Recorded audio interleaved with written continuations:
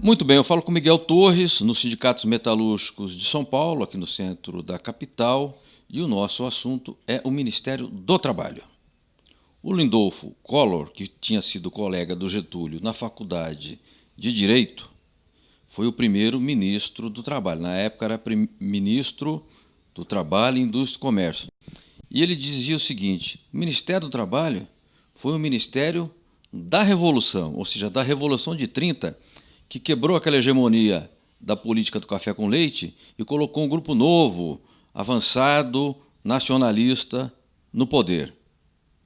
O Ministério já teve Jango, por exemplo, no seu comando, e naquela época o Ministério estabelecia o valor do salário mínimo, por exemplo.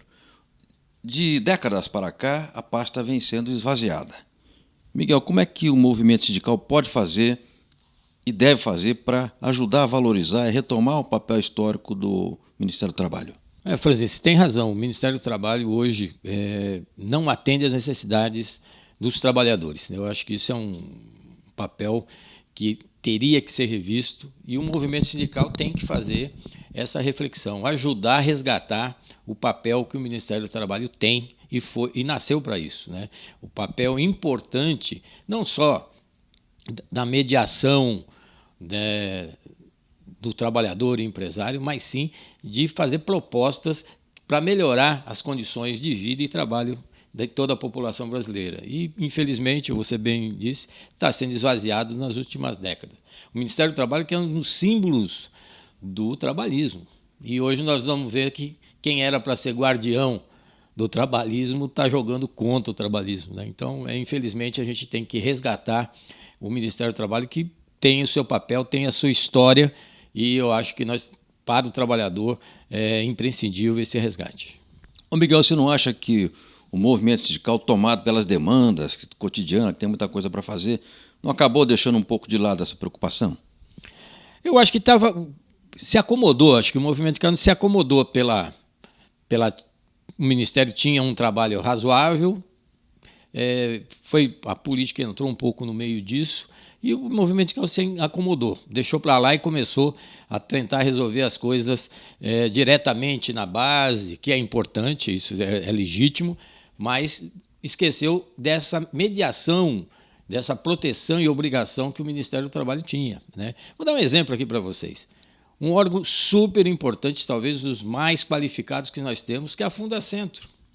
Papel estratégico na saúde e segurança do trabalhador. Nasceu para proteção ao trabalhador, a empresa já ajudando na produtividade, inclusive, mas para o trabalhador dentro da questão da saúde e segurança. Hoje é um navio que está atracado já com clacas que não anda, não sai do lugar.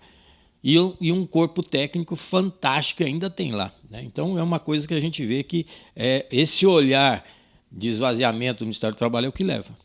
Miguel, no caso dos metalúrgicos, que tem muitas fábricas, pequenas, micro, grandes, tem a questão do acidente, da CIPA, da CIPAT, do agente, que às vezes o agente que contamina a saúde precisa de ter inspeção, o auditor fiscal precisa ir lá fazer uma inspeção. Tem fiscais suficientes? Não tem. Infelizmente, os que têm fazem o que dá para fazer. A gente sabe o esforço que os auditores fazem, mas é totalmente insuficiente. Eu não sei quanto tempo faz que não empossam mais auditores. Isso é grave. Não é só isso. O movimento sindical tem ajudado a superintendência aqui de São Paulo e também no interior, às vezes de materiais básicos para funcionamento, que vão desde papel, caneta, impressoras, né, até pagar aluguel para alguns escritórios da superintendência no estado. Isso, se nós falarmos no Brasil, é muito pior, né? Então, acho que nós temos que esse resgate, essa obrigação nós temos que fazer de estar denunciando. Nós já estamos denunciando há algum tempo, o movimento sindical tem denunciado, mas nós temos que fazer um pouco mais que isso, que é resgatar essa importância do Ministério.